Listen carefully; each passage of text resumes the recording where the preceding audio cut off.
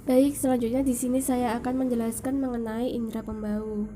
Indera pembau ini memiliki reseptor yang peka terhadap rangsangan kimia berupa gas atau uap sehingga disebut sebagai kemoreseptor. Ujung-ujung syaraf pembau selalu diliputi lendir agar tetap lembab sehingga molekul kimia yang ada di udara dapat larut di dalamnya.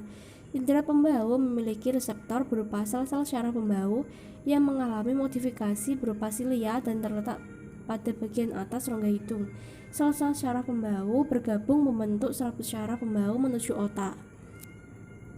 Nah, indera pembau ini terdapat di hidung. Hidung ini dibentuk oleh kavum nasi. Bisa dilihat di gambar. Ini merupakan gambar dari kavum nasi. Nah, kavum nasi ini dipisahkan oleh septum nasi. Lubang depan disebut sebagai nares anterior atau nostril, dan lubang belakang disebut sebagai nares posterior.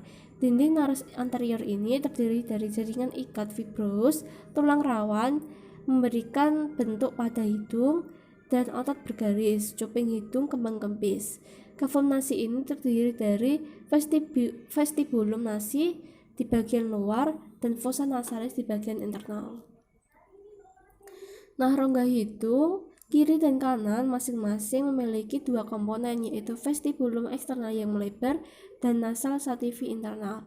Rongga hidung terletak di dalam tengkorak sebagai dua cavernosa, ruang-ruang yang dipisahkan oleh septum nasal osseus. Membentang dari masing-masing dinding lateral, terdapat tiga tonjolan yang seperti rak disebut konka atau tulang turbinet.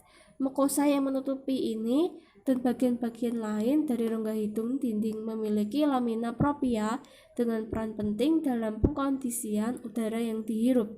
Epitel pada konka tengah dan inferior adalah epitel respirasi. Atap rongga hidung dan konka superior ditutupi dengan epitel khusus penciuman. Selanjutnya yaitu olfactory epithelium. Olfactory kemoreseptor untuk indera penciuman terletak di olfactory epithelium, daerah khusus dari selaput lendir yang menutupi konka superior di atap dari rongga hidung. Pada manusia dewasa sekitar 10 cm kuadrat di daerah dan ketebalannya hingga 100 mikrometer. Pseudostratified epitel kolumnar memiliki tiga jenis sel utama, yaitu olfactory neuron atau neuron olfactory, supporting cell atau sel pendukung, dan basal cell atau sel basal. Selanjutnya yaitu olfactory neuron. Olfactory neuron adalah neuron bipolar yang ada di seluruh epitel ini. Intinya membentuk barisan tidak teratur di dekat bagian tengah epitel tebal ini. Kutub apikal atau luminal dari setiap sel penciuman adalah dendrit ujung dan memiliki pembekakan seperti kenop dengan sekitar selusin basal tubuh, di mana silia panjang menonjol ke atas lapisan air. Silia ini memiliki aksonema non-motil dan secara kolektif menyediakan permukaan yang besar untuk transmembran kemoreseptor. Reseptor merespon bau zat dengan menghasilkan potensial aksi di sepanjang akson memanjang dari ujung basal neuron ini. Akson meninggalkan epitel dan bersatu dalam lamina propria sebagai saraf yang sangat kecil yang kemudian diteruskan ke otak melalui foramina di pelat cerebriform tulang etmoid. Di sana mereka membentuk penciuman syaraf kanal kranial 1 dan akhirnya bersinapsis dengan neuron di bulbus olfaktori otak. Bisa dilihat yang olfactory receptor cell itu merupakan olfactory neurons.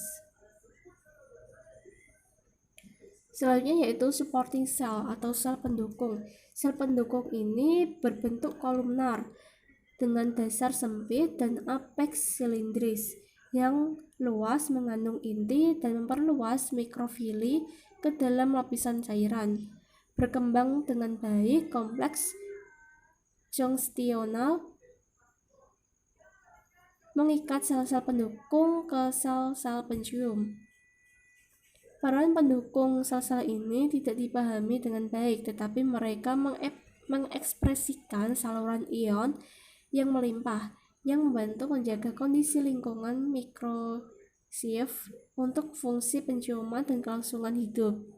Bisa dilihat yang supporting cell, ada supporting cell yang bawah itu di atasnya olfactory hairs, ada olfactory receptor, ada olfactory gland atau kelenjar olfactory, ada basal cell dan connective tissue. Selanjutnya yaitu basal cell. Sel basal ini adalah sel kecil, bulat atau berbentuk kerucut dekat lamina basal. Ini adalah sel induk untuk dua jenis lainnya, menggantikan neuron penciuman setiap 2-3 bulan dan sel pendukung lebih jarang. Lamina propria dari epitel olfactorius memiliki kelenjar serosa besar, kelenjar penciuman dari Bowman, yang menghasilkan aliran konstan cairan yang mengelilingi silia olfaktori dan memfasilitasi akses zat bau baru. Bisa dilihat itu ada nuclei of basal cell, berarti itu sel basal. Selanjutnya yaitu lamina propria yang menutupi oleh epitel receptorius, dibentuk oleh jaringan ikat fibroelastis plexus venosus besar swell bodies melekat pada perikondrium atau periostom yang ditutupi oleh epitel olfactorius. Terdapat kelenjar Bowman yang terdiri dari kelenjar tubular voelar dan menghasilkan sekret seromucus. Fungsi sekret ini membersihkan bagian epitel olfactorius, menyingkirkan zat yang merangsang pada epitel torak. Reseptor selalu siap menerima rangsangan. Bisa dilihat di gambar ini ada keseluruhan tanda penunjuknya. Untuk gambar yang A, mukosa olfactorius menutupi konka superior secara bilateral dan mengirimkan akson dari seluruh daerah ke otak melalui lubang kecil di pelat cibriform ethmoid tulang. Ini adalah epitel pseudostratified mengandung batang basal sel dan sel pendukung kolumnar di samping penciuman bipolar neuron tori. Dendrit neuron ini berada di luminal ujungnya dan memiliki silia yang terspesialisasi dengan banyak reseptor membran untuk molekul bau.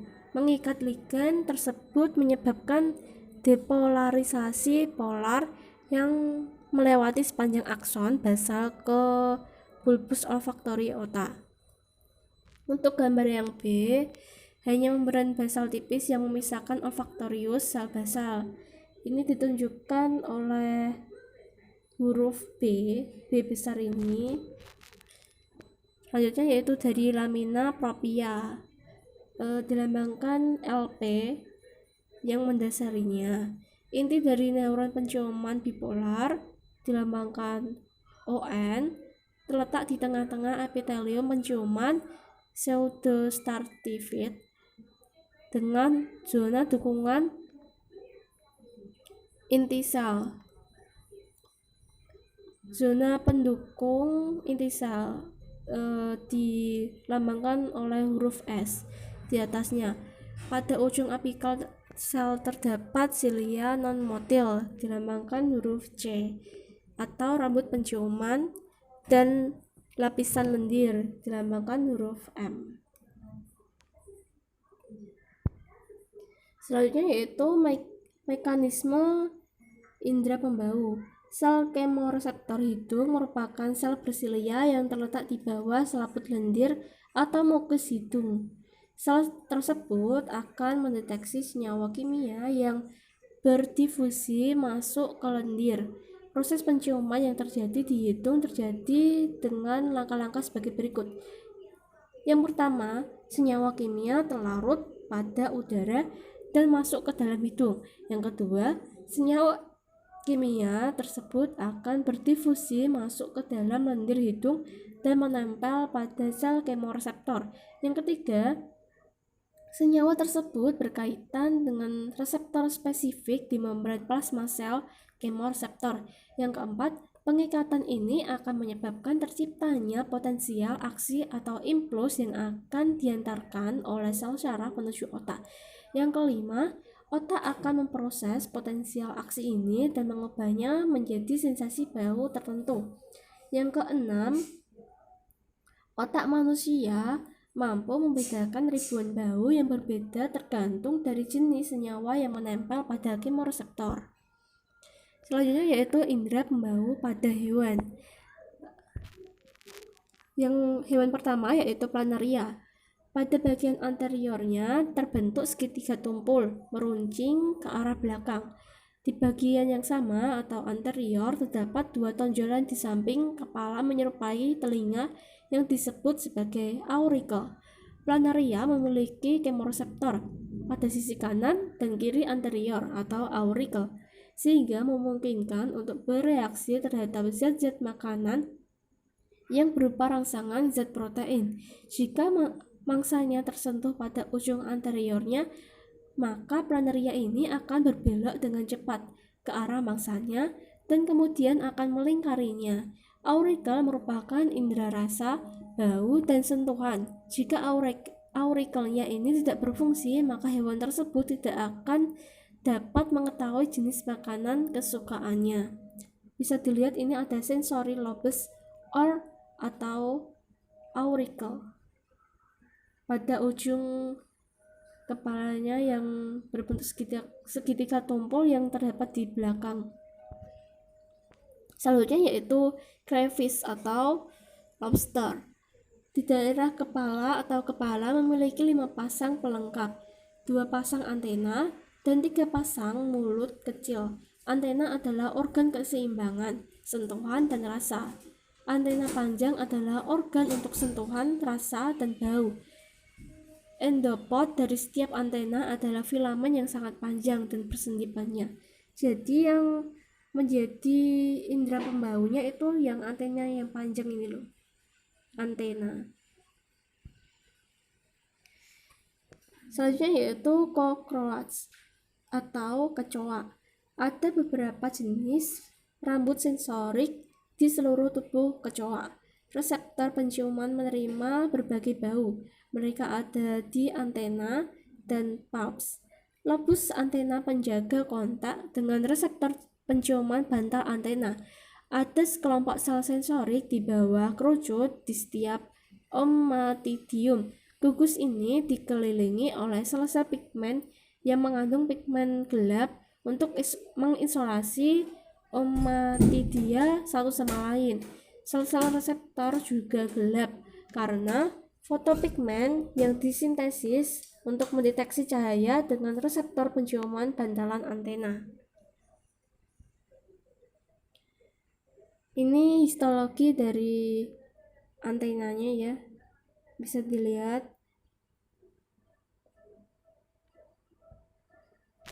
Selanjutnya yaitu crucian atau ikan.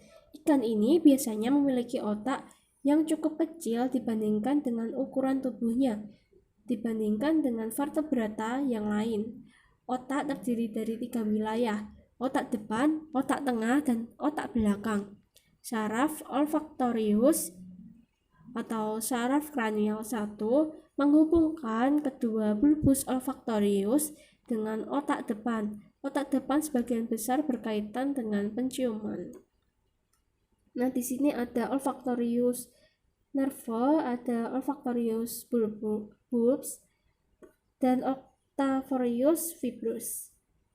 Ini olfactorius ini sebagai indera penciumannya. Selanjutnya yaitu frog atau katak. Hemisfer cerebral menyempit ke anterior membentuk lobus penciuman, di mana syaraf penciuman atau saraf kranial 1 meluas ke nares. Katak memiliki 10 pasang saraf kranial. Saraf pertama adalah saraf penciuman, muncul dari lobus olfaktori atau lobus penciuman yang memiliki dua akar. Anterior satu muncul dari ujung depan, posterior berjalan di sepanjang sisi ventral dari sisi lobus hampir ke ujung posteriornya.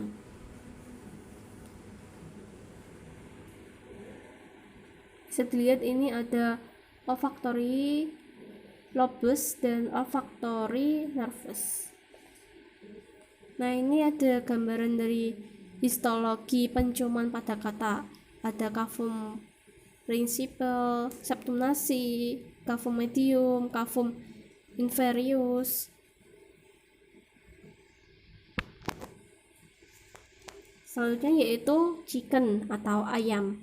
Otak relatif besar pada burung, hemisfer cerebral, lobus optik, dan cerebellum berkembangnya dengan baik. Sedangkan di daerah penciuman seperti bulbus olfaktori dan hipokampus kecil, ini mungkin karena bau tidak penting pada kebanyakan burung. Bisa dilihat di gambarnya, yang olfaktori bulb ini merupakan dari penciuman itu. Nah, ini ada tampilan melintangnya dari rongga hidung ayam. Ada concha nasalis rostalis pada huruf A, ada concha nasalis media B, ada meotus nasi ditunjukkan di huruf C, ada saraf optik nervi trigeminus ditunjukkan di huruf D, ada septum hidung ditunjukkan di huruf E, nevatus hidung inferior ditunjukkan oleh huruf F, sinus infraorbital ditunjukkan huruf G, concha nasalis caudalis ditunjukkan di huruf H, dan celah koanal ditunjukkan di huruf I. Selanjutnya yaitu rat atau tikus. Daerah penciuman seperti bulbus olfactorius berkembang dengan baik pada tikus, mencerminkan pentingnya indera penciuman bau. Nah, bisa dilihat dari histologinya ini, ada lumayan hidung ditunjukkan huruf L besar, dan septum hidung ditunjukkan atau tulang rawan ini ditunjukkan oleh huruf S, dan turbinat hidung ditunjukkan huruf T. Turbinat hidung ini atau tulang trabekular. Selanjutnya akan dijelaskan oleh Mbak Novia mengenai indera pengecap.